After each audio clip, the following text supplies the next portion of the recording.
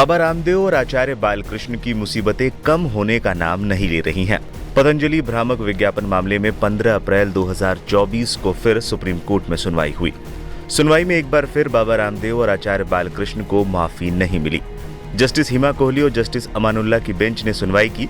रामदेव और पतंजलि आयुर्वेद लिमिटेड के प्रबंध निदेशक बालकृष्ण ने मंगलवार को कोर्ट में सुनवाई के दौरान एक बार फिर माफी मांगी, लेकिन जस्टिस हिमा कोहली और जस्टिस अमानुल्लाह की बेंच ने कहा आपसे सार्वजनिक माफी की मांग की गई थी।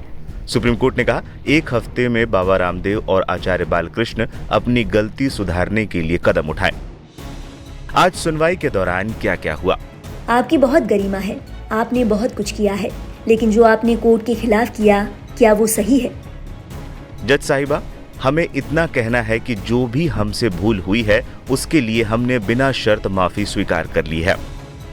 जो आप प्रचार कर रहे हैं उसके बारे में क्या सोचा है? हमारे देश में तमाम पद्धतियां हैं, लेकिन दूसरी दवाइयां खराब है, ये क्यों? हम अदालत से क्षमा चाहते हैं। हमने 5000 रिसर्च किए हैं और आयुर्वेद को एविडेंस के साथ प्रस्तुत किया है।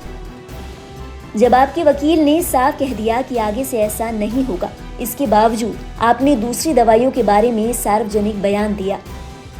हमें ऐसा नहीं कहना चाहिए था। हम आगे से ध्यान रखेंगे। लाइलाज बीमारी के इलाज का प्रचार नहीं कर सकते हैं, कोई भी पद्धति में नहीं किया जा सकता, ये ख्याल रखा जाना चाहिए था। ये गैर जिम्मेदाराना हरकत थी। इस देश के लोगों को और कोर्ट को आपसे इसकी अपेक्षा नहीं है। आप सही कह रहे हैं, ये मेरे लिए भी अशोभनीय है। हमें कानून की जानकारी कम है। हम सिर्फ अपनी रिसर्च की जानकारी लोगों को दे रहे थे। हमारा उद्देश्य कोर्ट की अवहेलना करना नहीं था। हम माफी के बारे में सोचेंगे, अभी हमने माफी नहीं दी है। आप इतने भी नादान नहीं हैं कि आपको कुछ पता ना हो। बता दें, बाबा रामदेव और आचार्य बालकृष्ण के वकील मुकुल रोहतगी ने 1 सप्ताह का समय मांगा है और कहा है कि इस बीच हम जरूरी कदम उठाएंगे।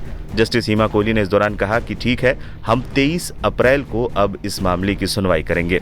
बता दें, इससे पहले सुनवाई के दौरान बाबा रामदेव ने कहा कि जो भी हमसे भूल हुई है उसके लिए हम बिना शर्त माफी मांगते हैं।